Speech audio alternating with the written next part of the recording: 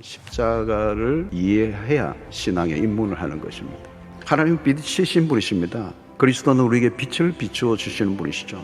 그런데 우리를 위하여 흑암 가운데 갇혀 십자가에 매달려 죽으신 이유는 우리를 어둠 속에서 빛으로 인도하시기 위하여, 그냥 흑암 속에서 헤매던 우리를 그리스도께서 십자가에 죽으심으로 빛 가운데로 인도하시고 어둠에서 벗어나게 하시고 이제 빛의 자녀들이 되게 하시고 더 이상 어두움 속으로 들어갈 이유가 없게 하신 그 빛이신 그 주님의 인도를 받으며 살게 하신 은혜에 감사하는 시간이 우리가 고난주간인 것입니다. 여러분, 지금 예수님은 누구입니까? 이 아들은 영원 전부터 아버지로부터 누구보다 사랑을 받던 아들이에요. 하나님 아버지는 아들이 십자가의 처형을 당하도록 내버려 두시고 계십니다. 그 아버지는 너무도 능력이 많으신 전능자이십니다. 그리고 사랑이 넘치는 분이세요. 그런데 아들을 십자가에 죽도록 내버려 두셨습니다. 사랑하는 아들을 외면하시고 버리실 수밖에 없는 아버지의 고통은 어떨까요? 누가 할 수 있을까요? 아무도 모릅니다.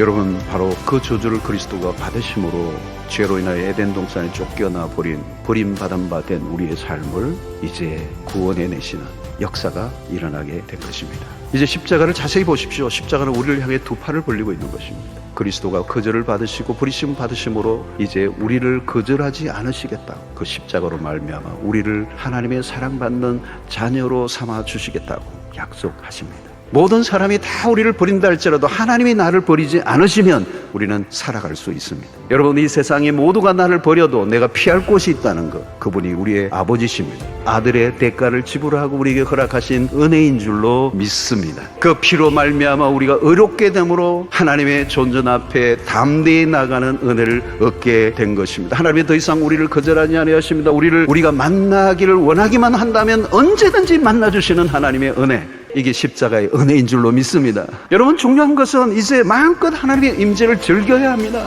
여러분, 우리의 삶의 가장 큰 놀라운 축복이 뭘까요? 하나님 만나는 거예요. 여러분, 이제 여러분, 여기에 어떤 제한도 없습니다. 우리가 주님을 만나고 싶은 마음만 열면 주님은 이미 문을 활짝 열고 우리를 기다리고 계시는 줄로 믿습니다. 그런 우리를 살리기 위해 죽으셨습니다.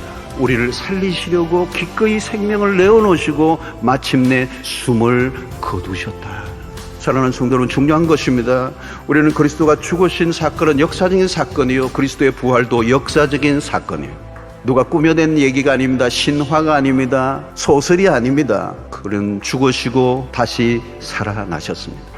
여러분, 무엇보다도 그 부활을 목격하고 십자가 사건과 부활을 경험한 자들로서 이제 우리가 할 일은 그것을 누릴 뿐만 아니라 매일 하나님의 임재 가운데 살아갈 뿐만 아니라 그리스도의 십자가의 도를 다른 사람들에게 증거하며 살아가는 여러분들 되시기를 주의 이름으로 축원합니다.